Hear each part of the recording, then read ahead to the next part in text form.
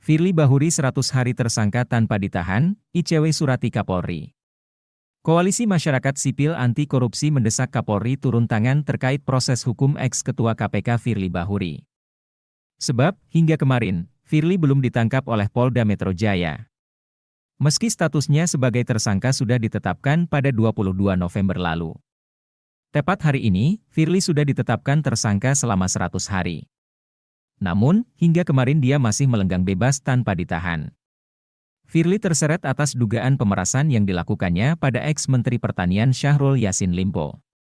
Selain pemerasan, Polda Metro Jaya juga menjerat Firly dengan sangkaan melakukan tindak pidana pencucian uang, TPPU, dengan nominal 7,4 miliar rupiah. Lambatnya proses hukum itu mendapat kecamatan dari Koalisi Masyarakat Anti Korupsi. Mereka menilai, Polda Metro Jaya lamban dalam penuntasan kasus itu. Makanya besok kami akan datang ke Mabes Polri untuk berikan surat kepada Kapolri, ucap peneliti Indonesia Corruption Watch, ICW, Kurna Ramadana kemarin. Laporan kepada Kapolri itu didasari lantaran berkas Firly tak kunjung dilimpahkan ke Pengadilan Tindak Pidana Korupsi Jakarta.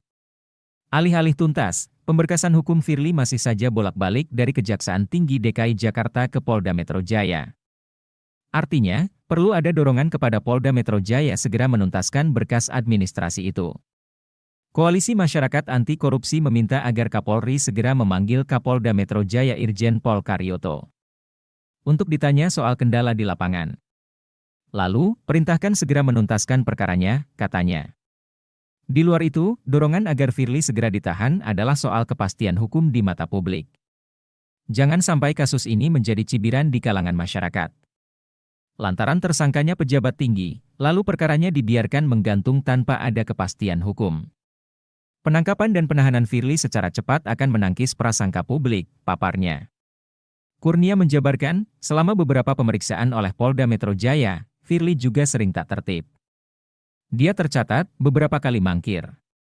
Terakhir, publik bisa melihat sendiri saat pemanggilan ke-6 pada Senin 26 Februari. Artinya, yang bersangkutan tak kooperatif.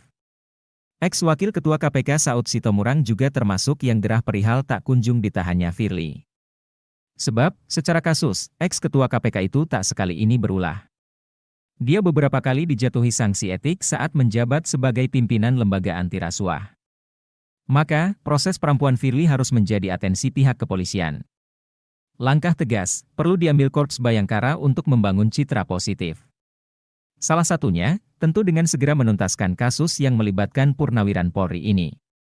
Saud sendiri beberapa kali dipanggil Polda Metro Jaya sebagai saksi ahli dalam perkara ini. Terakhir, dia dimintai keterangan pada pertengahan Januari lalu.